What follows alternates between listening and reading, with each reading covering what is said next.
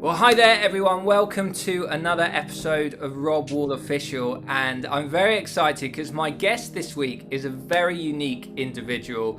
He's unlike any guest that we've had on the channel before. And you wouldn't believe it, we have Nelson Mandela's prison guard from Robbin Island, Christo Brand. He's got a fascinating story, great author. Look forward to connecting and chatting with him today. Christo, welcome. Thanks so much for joining me. Thank you. Welcome. It's my pleasure to be with you. Now, you have a fascinating story that we're going to delve into today. You were 18 years old, weren't you, in 1978, I believe, when you went to Robbin Island and went there. Let's begin with you just sharing a little bit of your story up to you arriving in Robbin Island. Who are you? Where do you come from? Where have you been? Okay, first I will tell you my name is Christo Brand again. I grew up on a farm. On a farm, I was only white child. So I grew up with that respect on the farm. But at the age of 12, my father developed pneumonia and a rich farmer moved us off the farm. My father was just a foreman. Then we get to the city. In a city, for the first time, I don't have black friends to play with, only have white friends. And it happened that one of my friends was called up for military service. That year's all white males, when you left school, go for military for 2 years. But my friend was killed by so-called terrorists in the military. And when I was at a church, that priest said that day what hero that my friend was for the country. How I protect our country against the black enemy. For me, sitting in that church that day, my friend was not a hero. He didn't want to go to the military at all. The blacks was not my enemy. And I made a decision, I don't want to join the military. I will look for something alternative. But so it happened, a gentleman visited our school. Just before I left school, they're looking for prison guards. And I didn't want to become a prison guard. Till he mentioned exemption from military service. And that's when I joined the prison service, when I explained to him, I want to become an electrician. And he said to me, that's a right opportunity to take. Become a prison guard, apply to work in the prison workshops, become an electrician, you can help prisoners become electricians. That's the reasons why I joined the prison service. But after my training, I was sent to Robbin Island. I just become 19 on the island. I was 18 when I arrived there, become 19 that year on the island. And that's where the first time they tell us we're going to meet the biggest criminals in the history of South Africa. I was expecting gangsters, tattoo faces. But when I opened that first cell that morning, I see elderly African man stand up from the floor, greet me with respect. He was slept on 2 mats, 3 blankets, a toilet bucket in his cell, and he stand on a cement with bare feet, short pants, short sleeves, and he greet me with respect, and I see no tattoos in his face. Immediately, I feel sorry for this guy. And that was my first interaction. That was your first interaction. How old was Mandela at this time, Christo? That year when I arrived in Robbin Island, Mandela was 60 years old. 60 years old. I was, like I said, 60 years old, yes.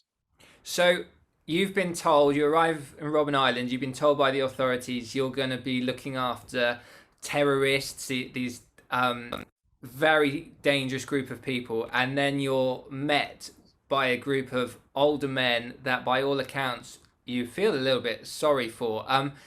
What do you remember your first encounter, your personal encounter with Nelson Mandela? What was that like? You know, my first encounter was about after 3 months. That is when I take Mandela to the visiting center. When I walk him down to the visiting center, that was my first encounter to Nelson Mandela. Where he asked me where I come from. Because I put the leg and smooth around my ankles, I treat him with respect. He wanted to know where I come from. And I look at him and I said, Mandela, I grew up on a farm. And my father said I must respect the elderly people. That was my first encounter when he asked me where I come from. Wow.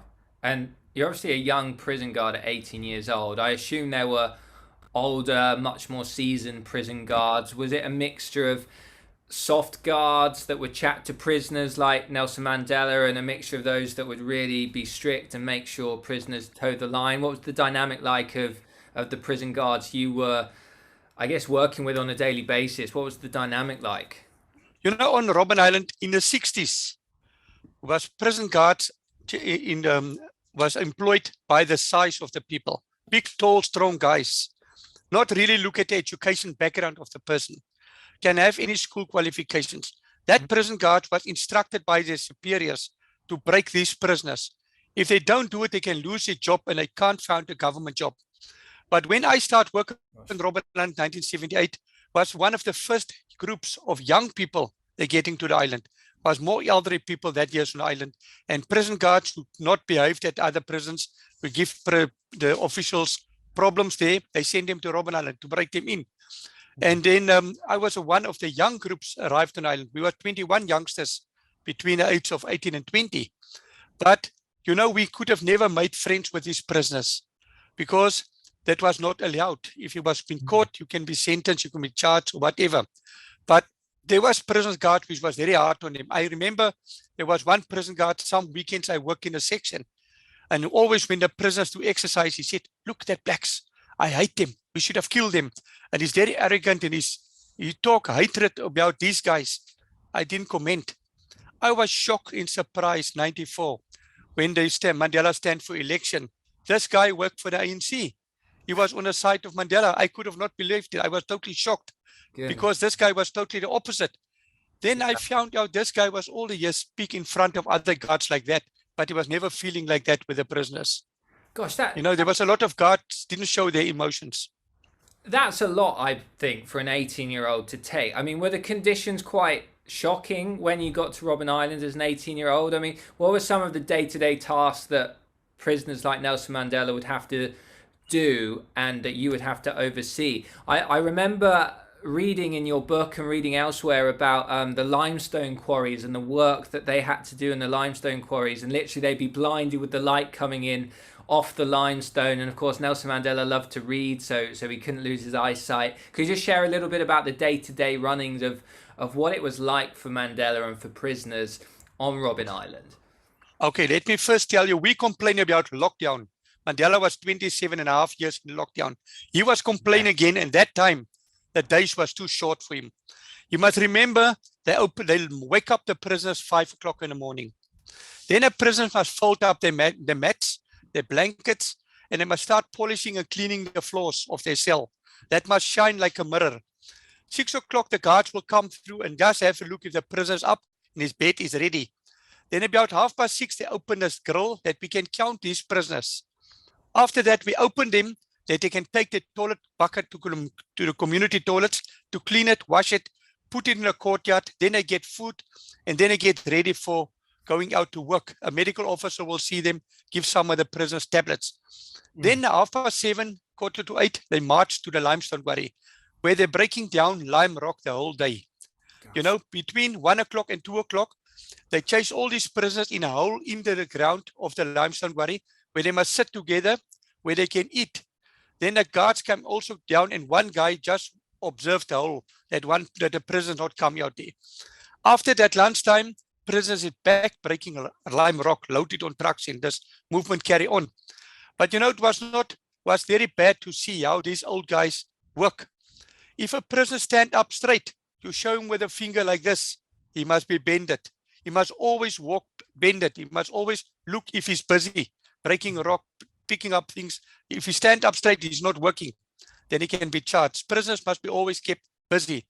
So that was, for me, very hard to guard these guys, because the limestone become white for my eyes, the dust burn my eyes. I complain, I want sunglasses. They said, it's not part of your uniform. If you want sunglasses, the prisoners also want sunglasses of protection for their eyes. It was very bad for me, but luckily I worked only a week there. And about 3 to 4 months, the limestone quarry closed.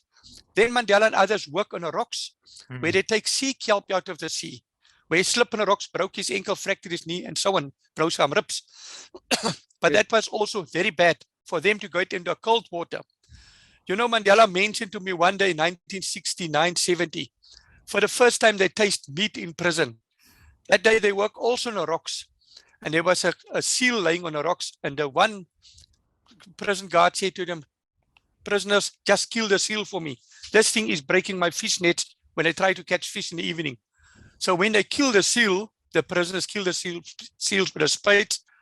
They tell the sergeant of the warden in charge, but sir, in our tradition, if we kill something, we must eat it.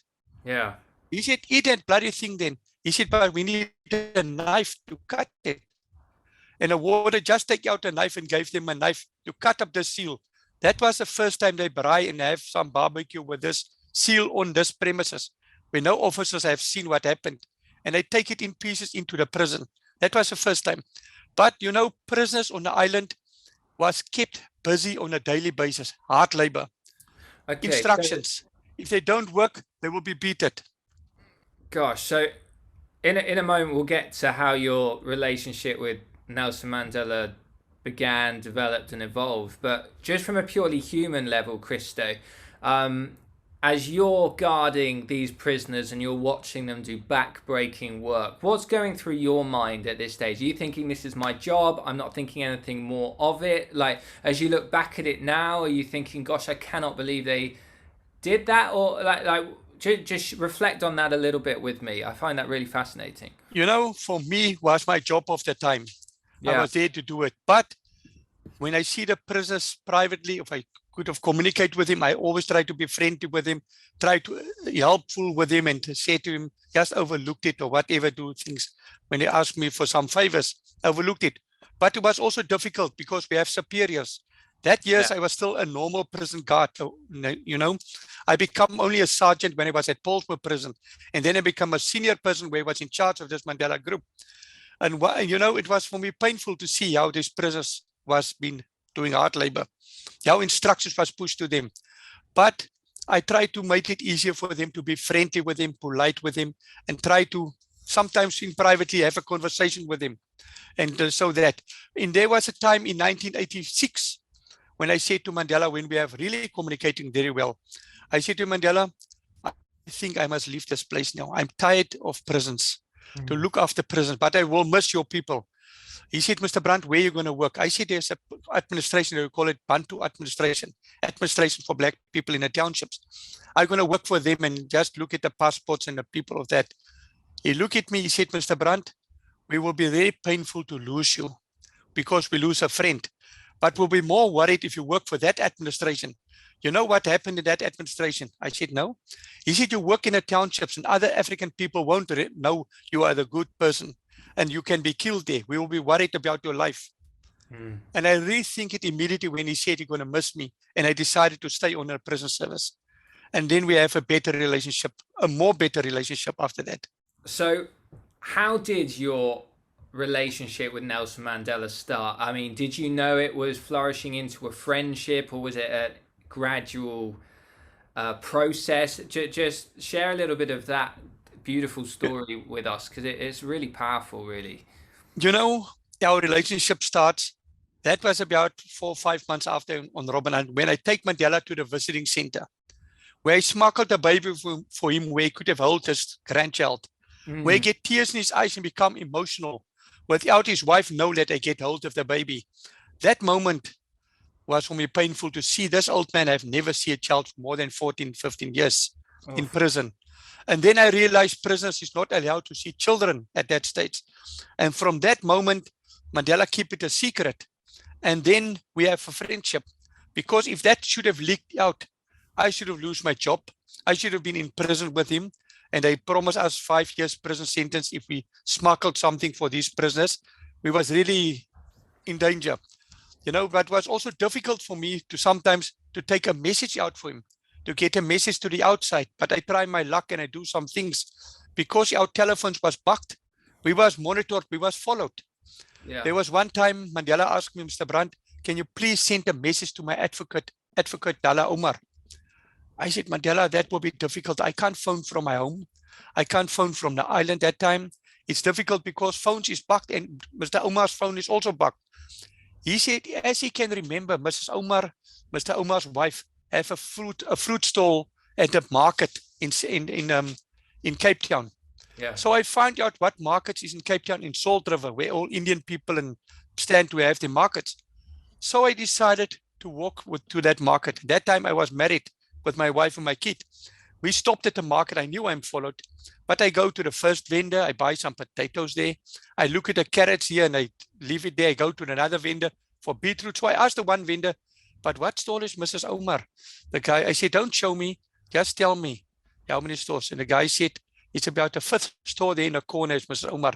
That lady with the with a hat on, with a small dookie over her head. So I walked to another one and I passed Mrs. Omar's stand first to the one next door. And I look at the apples there. I look at the apples and look at a green and a red apple. I said, no, I will try this stall. And I go to Mrs. Omar's stall. And she came with the apples. I said, Mrs. Omar, don't look up and surprised. My name is Brand. I looked after Mandela in prison. And I've got a message. Please send a message to your husband that he must try to visit Mandela as soon as possible. It's quite urgent. And then I said, how much apples? And I take out my money. And she pushed the money back in my son's hand. And she gives me the apples and she tells somebody to take it to the car for me. And they take a lot of fruits for me to the car.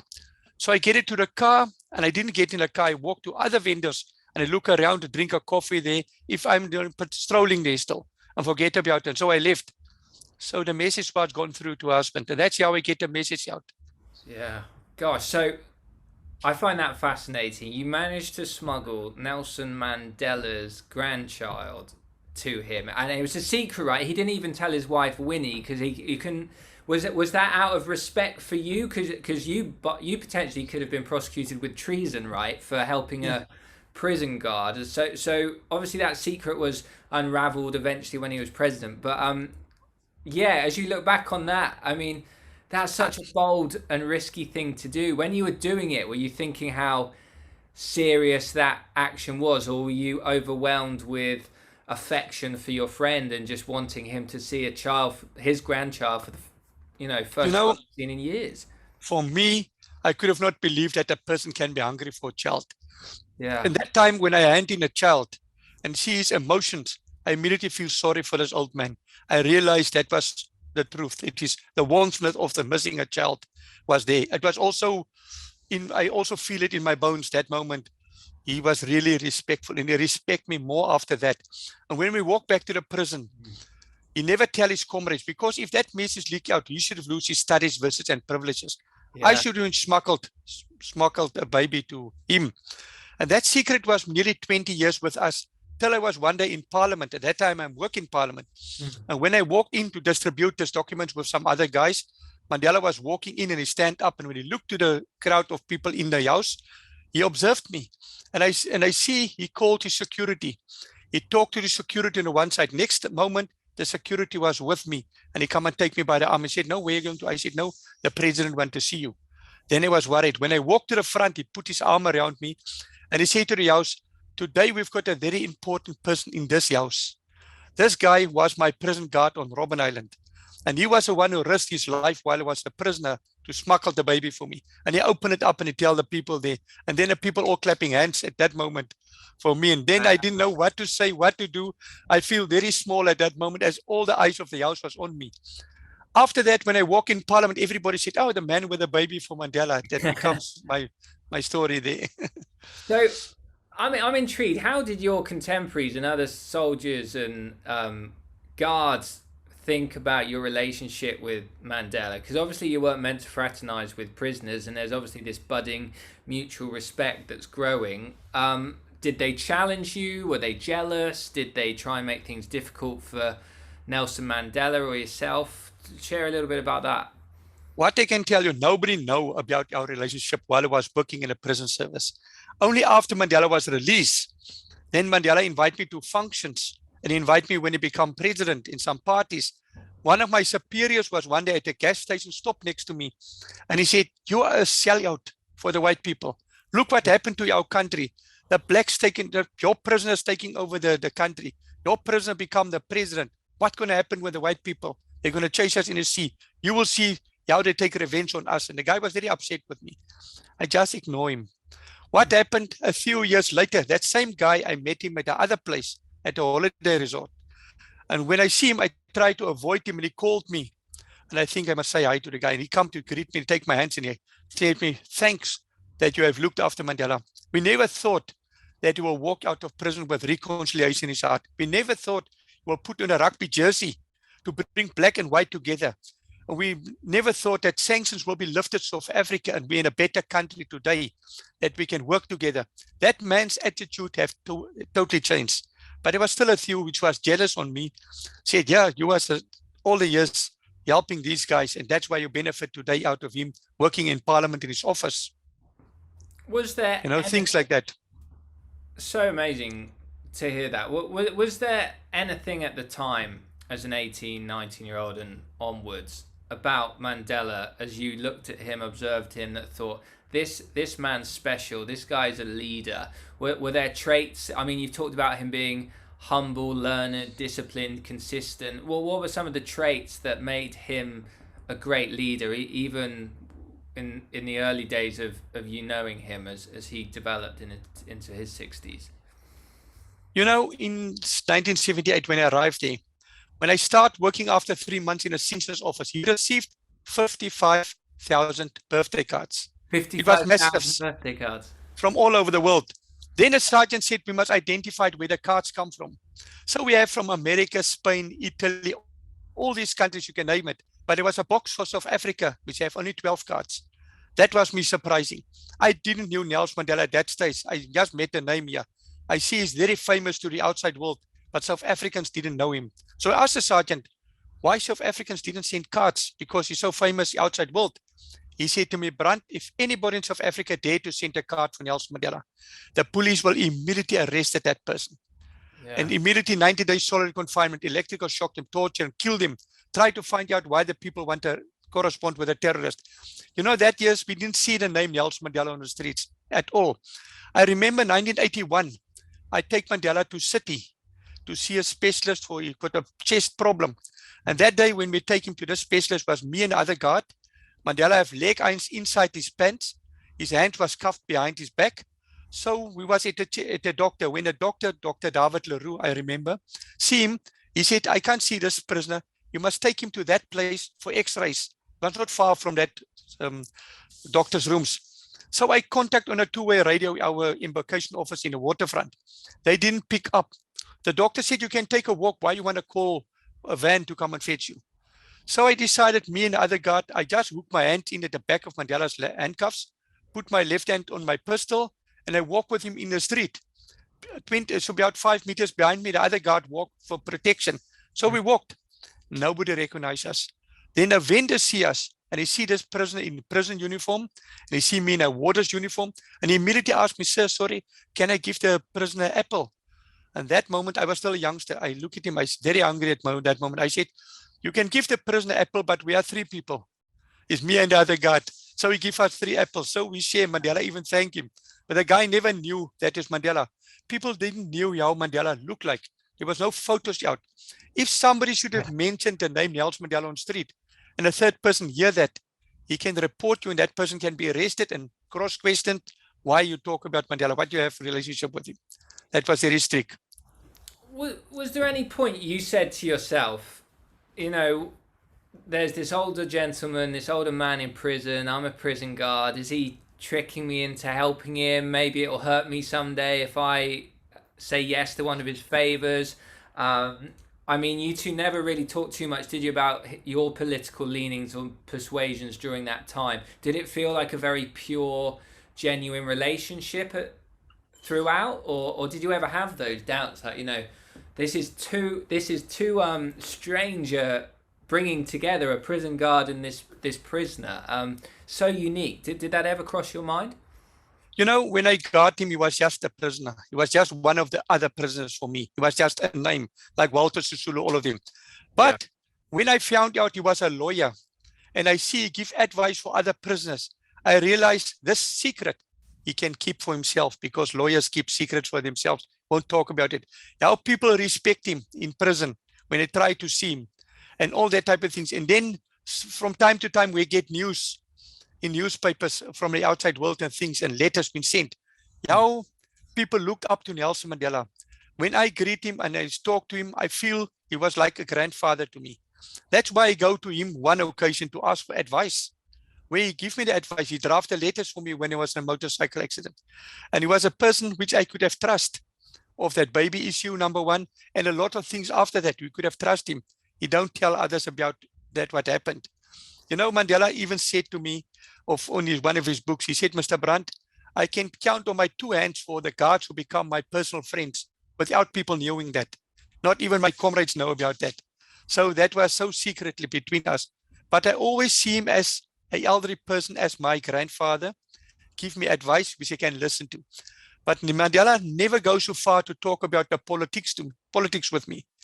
Only in 1986, he said to me one day, Mr. Brand, you know I belong to the ANC. We formed the Freedom Charter and all these things. We want peace in this country. This bloodshed you see in the newspapers is unnecessary. If we can be equal in this country and live together, work together, go to schools together, let black people have opportunities, go to universities. That's all what we're fighting for. We're not fighting for war to take over the country. We want equality in the country. Everybody must be equal with respect. And I look at him and I said, Mandela, I grew up with that same. But you know, on the farm, my father was the foreman. We was also treated like the workers. We could have not go to the farmer's house by the front door. He will speak to us at the back door. And if you go take a message, you must go to the back door, knock, then he will come out. He not invite you inside. So we was also treated like second-class citizens of the country, even we was white. But in the city, I see different things. When I get to school, black people burn their schools. I could have not understand why black people don't want education. That's when I was still on school. But when I get on the island, a lot of youngsters came to Robbin Island. And the youngsters who came to Robbin Island was the people in the uprising of 1976, which was been sentenced. Then I knew what people was fighting for. Then I've got a clear understanding why black people all the years was fighting. My mother is now 97 this year. She was October 97. Amazing. You know, when the Truth and the Reconciliation Commission come out, my mother was shocked to hear what happened in the country. She said, that is why the black people hate us so much, because what white people done against them. My mother never knew about people disappeared and tortured and everything. They only get the news, terrorists try to blow up this place, blow up that place, but they never knew what was behind the scenes. Only when it was an uprising 1985, I tell my father one day when I came from Paulsburg, there's a big student march, people burning tires and everything. My father said that never should have happened in the country if there was not discrimination against color. My father was also against the color issue in the country. You know, and that is where my understanding comes from this man. Nelson Mandela is obviously one of the most influential leaders of all time, no question. What are some of we have a lot of leaders and people in areas of leadership that listen to this podcast and this episode. What are some of the leadership traits that you spotted in Nelson Mandela that our listeners could try and adopt and, you know, bring into their leadership that you saw in your relationship with him? You know, Mandela always stand up as a leader, but he said he's humble in front of the people. He was a humble man in front of the people. He was a person go out to help people around him. The more you help people around him, he said he will be blessed with good life. And he gave advice for people. And he was a person who believed in education. He said if you got a lot of money and things, rather help people, young people, to educate them, that they can all become leaders of our country. So he was that person, go out to help people. He was not a person, go out and give people money. He will give people scholarships and play things to educate themselves. You know, he was a prisoner in 1985, 86.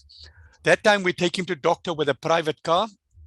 And that day, there was a person bending on the street. He was begging for food and money and things. So I give him a few cents. When I drove off, Mandela touched my shoulder. He said, Brand, Mr. Brand, you made a big mistake to give that guy money today.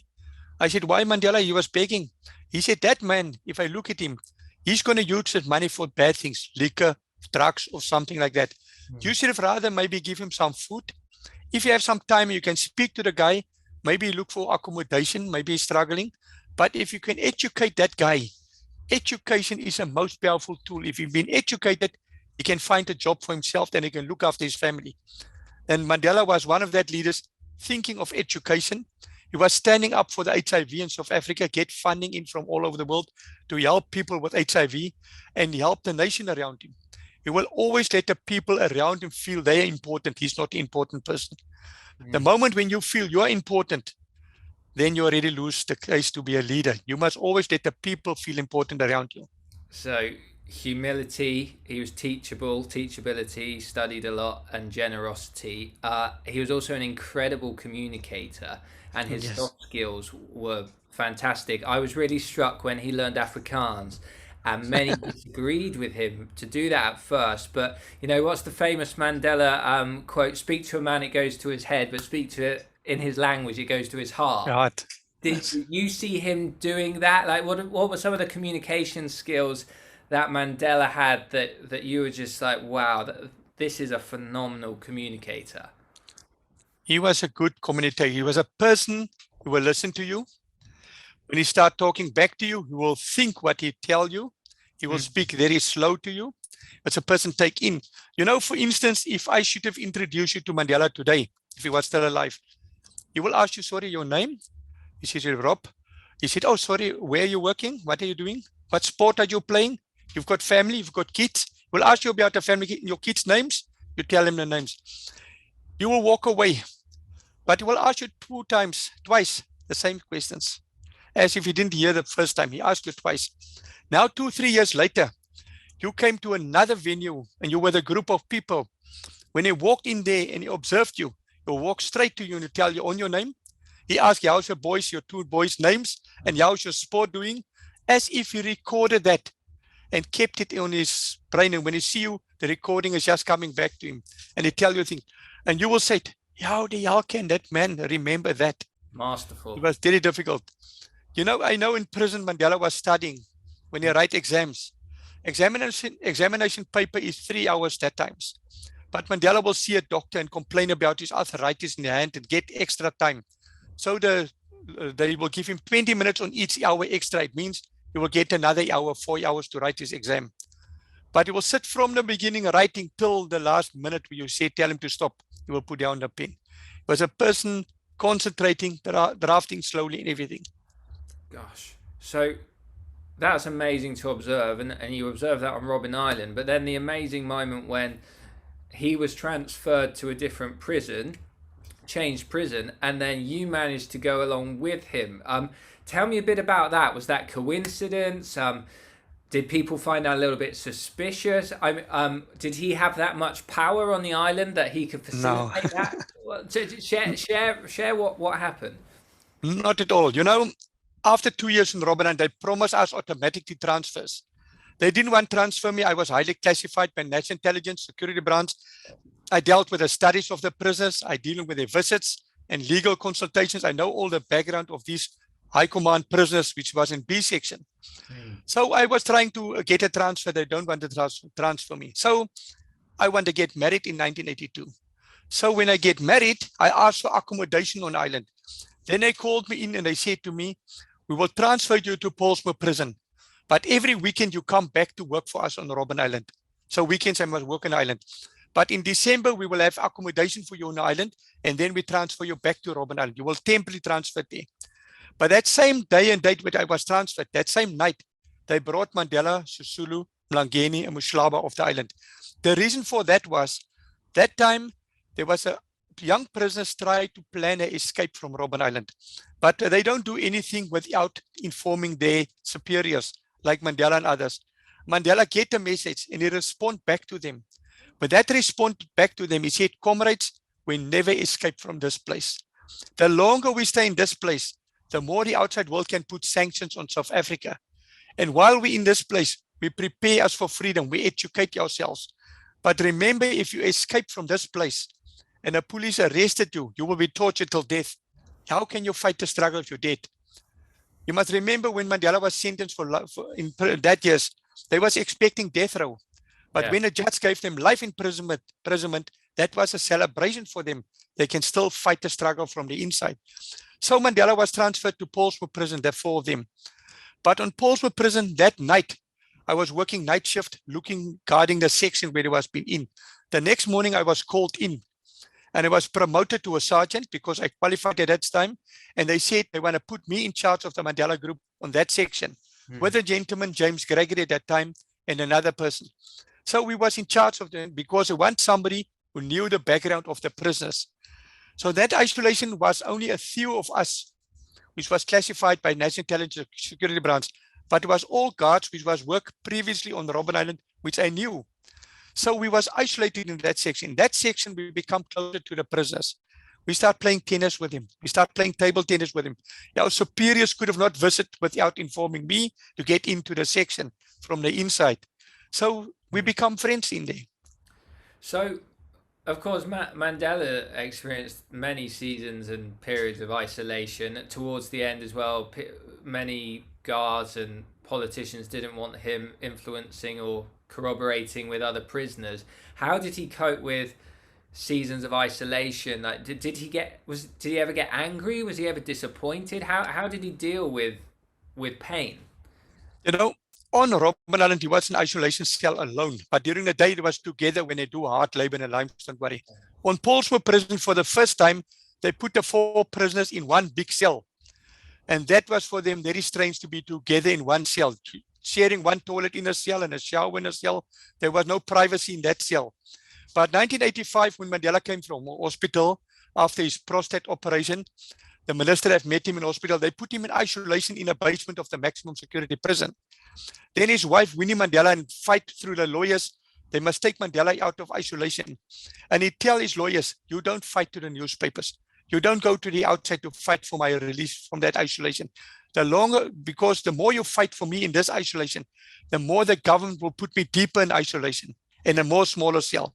At least I've got television here and I've got newspapers in the cell. But Mandela knew at that time of that isolation, he see the minister, he's busy with negotiations, he's busy with talks with government, which he could have not done when he was with his comrades. But when they get very sick there with pneumonia, nearly died in hospital and recover, the minister said, I can't put Mandela back in that isolation. It was too damp and all that. They will look for alternative place for him. So they put him under house arrest on a farm where there was only one house in the middle of the bush standing there with guard with a lot of security. So that isolation house, the ministers could have visited him there without nobody know there's visitors coming from Mandela. It was more secret there. So that from that house, they want to transfer Mandela to Johannesburg prison for his release. He refused. He said, from this house, I'll walk to freedom. And that's why at that prison, he walked out of freedom that day. But he was a person in isolation to be kept alone. There was this isolation in a basement. There was a letter smuggled out of that section. He said to the people when they investigate this situation, he said, if I'm staying in a place and there's one ant walking through my cell, there's still something alive with me in the cell. It means you can't isolate me alone. I'm not alone. There is always some creatures and things around me. So he was a person who kept him busy during isolation. Days was too short. He was complaining. He worked out him as a strategy for exercise bicycle that time, which you have a bicycle, gymming, showering, was studying, reading his newspapers. Then he will sit back watching the TV. He was always busy with the full program. I mean, we look at leaders like Mandela and we think, wow, superhero, and what he did is phenomenal. Let's bring it down to a really human level now. We all have weaknesses. We all have our proclivities. Like, did he have any noticeable flaws? I mean, we can never tarnish this man's reputation, but were there things that he struggled with that, some people deal with anger, some people get impatient. What was Mandela's kind of thing, or did he have several things that he struggled with? Mandela was also a person who can get cross, he get angry, he get not aggressive. But what happened, there was one day a newspaper of him disappeared, which he borrowed for the prison guard, which was with him. But that prison guard leave it there for the second shift that night to take over from him. But when the second shift came there, he was just 5 minutes there. Then they realized that's a wrong guy. He was not classified or cleared to work with Mandela. He was not allowed to get into that section. So they removed him immediately. And they sent a guy which came late for duty there immediately. When that guy came there, the one who was there before him take the newspaper with him. You think it was just a newspaper laying around here. That was not recorded that guy was working there, because otherwise the person in charge would have been in trouble. Mandela haven't seen the guy either. Next morning he asked me, Mr. Brand, my newspaper is gone. Mr. Zeeman have stolen my newspaper. So I phoned Mr. Zeeman at home and I wake him up. He was working night shift. And he said to me, no, he left the newspaper there. And the second shift, Mr. Bas, he said to the other, he left it on a section. When I get a guy who worked there second shift, Mandela also asked him, where's my newspaper? He said, he was no newspapers. You can look in my bag and everything. No newspapers. Mandela believed this guy. So he said he wanted to see Mr. Zeeman. So I called Mr. Zeeman in. When he came in, Mr. Zeeman said he left the newspaper. He said, "Yo, don't lie to me." And he wanted to slap him. And I grabbed Mandela's hand and I said, "Mandela, calm down." Because I can see he's quite upset that this man lied for him. I said, "Calm down. We will sort out the situation." Mr. Zeeman said he will buy him another newspaper. "We will get you in a newspaper. Just calm down." And I tried to calm down the old man. About 2 weeks later, we found out what was going wrong in the middle. There was another guy which was not supposed to be there taking the newspaper. That was the first time I see Mandela really upset. The second time was when his wife, Winnie Mandela, came. And that years in 86 and so on, 87, he was allowed to have contact visits. So his wife came there with another woman, Mrs. Dalanjebu, Sabato's wife. Yeah. When they came there, we informed Pretoria always, because you can't just give a visit for a stranger which came there. Pretoria said it's fine. Security branch said fine, but it must be recorded. But this visit must be not a contact visit, must be through a glass. So I go to Mandela. I said, "Mandela, your wife Winnie Mandela is here with a friend of her, Mrs. Dalanjebu. But this visit is not a contact visit." He said he don't want to visit. I said, "But just come for the visit." He said, "No, I don't want to visit. Government gives me opportunities. I can have contact visits with my wife. I don't want this visit." So I don't know what to do. And I reported to the head of the prison. The head of the prison said, "Bring Mandela to my office." So I said, "Mandela, the major don't believe it." When I get him to the office, Mandela tell him the same story. He said, "Mandela, do me one favor only. Go to the visiting booth. Tell your wife you don't take the visit and tell her the reasons. And she must go to the newspaper, let it become in a newspaper, because I can't decide on this contact visit. Just go to the visiting booth and tell her that." And Mandela agreed. When I walk into the visiting booth and his wife sat there, but the other woman was crying at that moment. She was in tears. And Winnie Mandela started talking. And he asked, "What's the situation?" And she explained him about Mrs. Sabata, King Sabata have died, and what the soldiers done with the funeral. He said, "Mr. Brand, I take the visit. Don't worry, I take the visit." Mandela sit there, calm down, and he calmed down the ladies, have a nice conversation, and give her instructions what she must do, to who to go to see, that this funeral must be changed. Gosh. Now, before Mandela was released, and before we come into land, we'll just touch upon his presidency. But before he was released, you must have had friends out there that maybe knew you were close to Mandela after all this time. Did you ever have friends that maybe didn't want, or knew people that didn't want apartheid to end? And did they ever get in arguments with you about apartheid and the state of the country, or did you try and keep that quite separate from your relationship with Mandela? I didn't have any friends which tell me apartheid must be staying on, because the friends which I have at that stage was a few guards who worked with me very closely. And we was all happy, looking forward that Mandela can be released one day. It was all happy. My parents was very happy. And I've got some family said also that it's time to release this old man. He's too long overdue sitting in prison. The government just wastes their money to keep him in prison, because we as taxpayers must pay for him to sit in prison.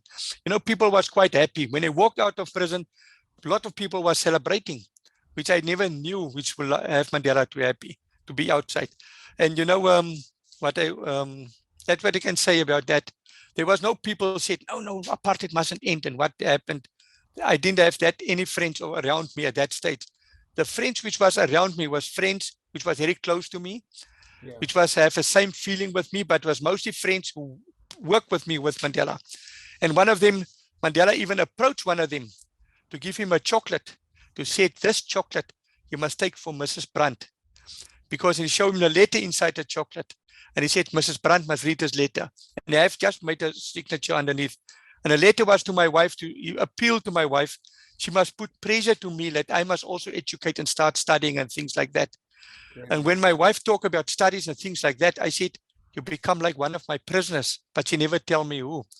When he was released and become the president, she showed me the letter. We still have the letter today, which Mandela wrote in Afrikaans to my wife. Goodness me. Now, he's known for many things, but it wouldn't be right for me to interview you and not touch upon the fact he is released. He becomes first president of South Africa, and he doesn't seek retribution of white oppression. He doesn't seek revenge. You know, what brought him to that point in your perspective, just this area of forgiveness? I look at that situation, I really have to challenge myself to think, could I have done that? could many people have done that? What's your whole thoughts on this whole area of forgiveness and what Mandela modeled? When Mandela walked out of prison, he walked out with a changed mindset, a mindset of reconciliation, to bring people together. That's what his aim was all the years to fight for. I asked him, don't you hate the white people of the country? He said to me, Mr. Brand, I can never hate the white people of the country. I can hate the system which was in place, oppress one another, because my comrades are white. I didn't know what he was talking about till I met people at a shul one night, Jewish people. And they have a book about Mandela's involvement with the Jewish people during that years. And that was that. But he was also a person, he knew a lot of black people want revenge in the country because of what happened to them. He stand up in parliament and opened a Truth and Reconciliation Commission. And he said in that commission, everybody who done something wrong in this apartheid years, from the white side, the opposition part, must come forward and apply for amnesty and tell us what happened to the beloved ones of people who disappeared. And they invited the families to apply it. My son have disappeared by the security forces. So this guys came to the front and said, I work in a security force, I so-and-so. My instructions was that from my superiors. I arrested your son. I tortured him. He didn't want to tell us information. At the end of the day, he was be killed by the torturing. But we buried him there in some place with all his belongings in a plastic bag. I can show you people the bones where we buried him. And he asked for forgiveness, but that was his job of the time, oppressed by the government of the time. So they could have dig up the bodies and the bones and identified this what is left of the beloved ones, with the clothing maybe. The family made peace with that, but they said they will never forget. It bring closure also to the families. They could have at least found the bones back of the beloved ones. Otherwise, you do not. That Truth and Reconciliation Commission bring people also together. But the people who didn't apply for the Truth and Reconciliation Commission, and they knew about them, they was been charged, and they was been sentenced, they was been sent to prison to serve there for what they done wrong. Is there ever any, you're still in South Africa, is there ever any anger towards you for being Nelson Mandela's prison guard? Though it's a beautiful romantic story in many ways. Do you ever get people that are staunchly opposed to you or offish with you, or do they embrace you? I'm really intrigued. Do people misunderstand you? Do you just reflect a bit on that as being a prison guard on Robbin Island? There is still people who said, Mandela was being released. Look in what mess is our country today. But there was the same people said, our country is a mess, but pity, he was too old when he was released. If he was being released earlier, things should have been better in the country. But a lot of white people said to me, look, the mess of our country. But the reason for that is because there was no education for the black people during the apartheid years. That's why there's a mess. That's why Mandela said to me one day at the school, he said, Mr. Brand, you see that kids, black and white, playing together. That's a rainbow nation I want to see develop in my country. Remember, we take over a government. We never run a government before. Some of the line, my comrades going to fail. And it was failing big time of corruptions and things in the country. He said, but that youth, they must be our future leaders of our country. So we must believe to educate all black and white and everybody in South Africa that they can lead our country in a better direction. Cyril Ramaphosa, which is our president today, he was a right opportunity to be our president. He was Mandela's right-hand person. He was a person who drafted the constitution for South Africa with the National Party that time, still protecting the rights of all South Africans today. Mandela was very proud of him, but he could have not become president at that time. He was too young. But now he still has people around him which is corrupt. But what he do, he opened this corruption. He bring it forward for the outside world to see it. But bring it forward, he can get investors back in the country. And he can take that people to task, and he can try and change our country to a bit better direction. And I believe our country will move on to a better direction. We are very positive. Amazing. And a couple more questions, and then we'll let you go. How did you feel when he did eventually die? I know he'd been ill for many years before that, but when he did pass, were you at the funeral? Tell me a bit about that time when he passed. Where were you when you found out? I was invited when he was still in hospital to see him. But then they tell me in what condition is he. I said, I really want to remember him like I met him the last time before he get to hospital. But when he passed, I was very sad at that moment. We lost him, but I was happy that he could have go because he laid a foundation for the new South Africa, I believe. So I was invited to the funeral to Kunu. The family want me to be part of the family. I was sitting with Nelson Mandela, actually behind her, at the funeral. And then when a coffin came in, I look at the coffin and I said to myself, for 27 and a half years, this old man was in prison. For 14 years, he worked in a limestone quarry, breaking lime rocks, nearly lost his eyesight, slipped on the rocks, broke his ankle, and all these things. But he walked out of prison with reconciliation in his heart. And I think back when he became president, I was very excited when my president became president. I work in his office, I work in parliament. Then later I work with the Constitutional Assembly. And then I work also on Robbin Island. But he gave my son a scholarship because my son was also a baby, which I take to his cell when he was a prisoner. And when when he passed, I sat at that funeral and I was happy that people can respect him because he was just a human being to be respected as a human being for what he done good in our country. Yeah, we have lifted a lot of people. Yeah, we changed the country. And I think back, one day I speak to students in South Africa, African students, and they said to me, Mandela was a sellout. And I look at him, I said, okay, he's a sellout. But remember, as a young man, he worked on the mines. He didn't have education. He struggled to get education. When he get education, he became the first black lawyer in South Africa. He opened a law firm. He was married. He gave up all that for freedom for you today. Go to prison, lose his wife, family, everything. He was prepared to go to the gallows. That you can have freedom today to can study at any university where you want to study. You can educate yourself because that was not there for black people in South Africa. You must just study the background of Mandela till how he gets so far to get this freedom which we experience today in this country. So the guy said to me, sorry, sir, but I never thought it that way. We were thinking when he walked out of prison, he made everything open for us. But he said to you, I said, tell him, he said to the nation, he said, comrades, it's now the time to take the hands of the enemy. Work harder than before to build the country together, that you can also work what we also want in life, like the white people. And you must believe that. You must work harder than before. You must not just receive. What would Nelson Mandela, in your opinion, say as he looks at the landscape of the world now? Obviously, I don't know what it's like in South Africa at the moment, but I know there's this new variant that people are worrying about with this global pandemic. If he was here now, again, it's all trajectory. But what would he be saying to us today? What would his message be, do you think? His message will be there. Trusted our doctors and people who bring out vaccines and things. Try to save the world, save the people, get vaccinated. And he will try to push that more. Like in HIV, he was assisting people must go for treatment, getting funding from all over the world to get those people treated. And he will be the same, try to tell the people to not have big parties and all these things together and socializing at this moment.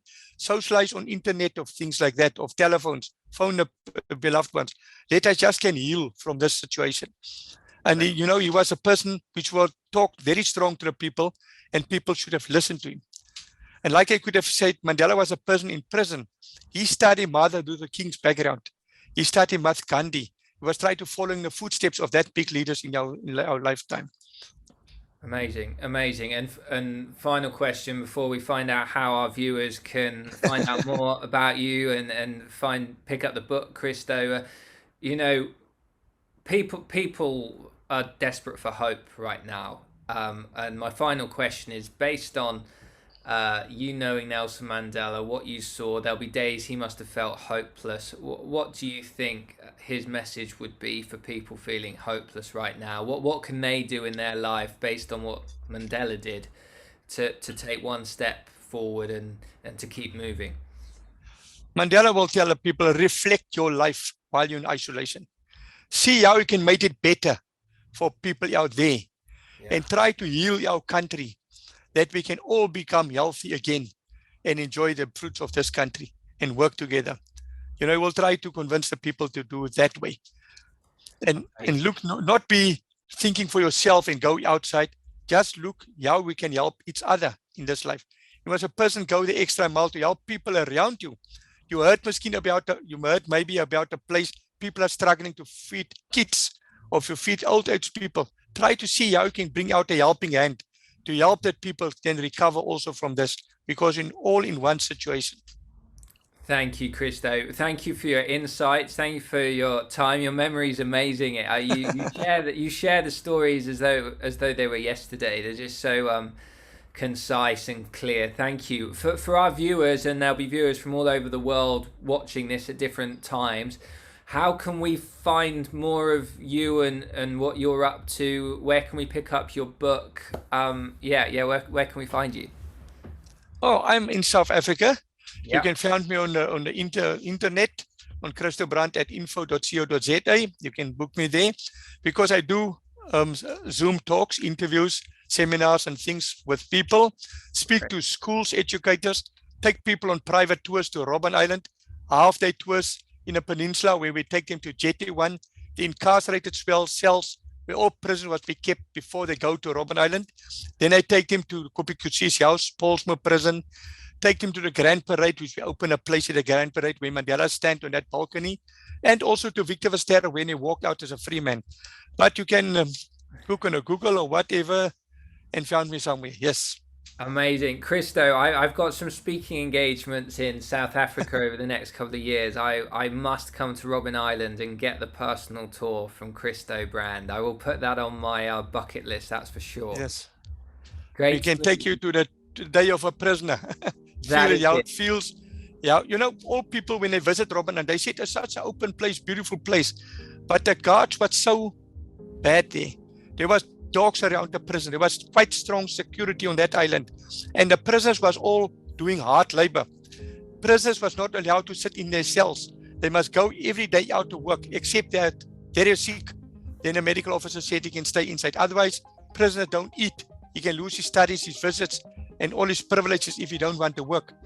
You know, and prisoners was always there, do extra. Like Mandela was a person, he said to the comrades, the more the guards give us hard time, you must remember, put in your mind, that is our educators. Push us so hard that we must educate better and learn harder for our freedom one day. Well, what a privilege you've had to be up close and to know him, and thank you that you're sharing your insights now, because they're going far and wide, and we thank you for them. Thanks so much for your time, Cristo. Thank you. Thank you.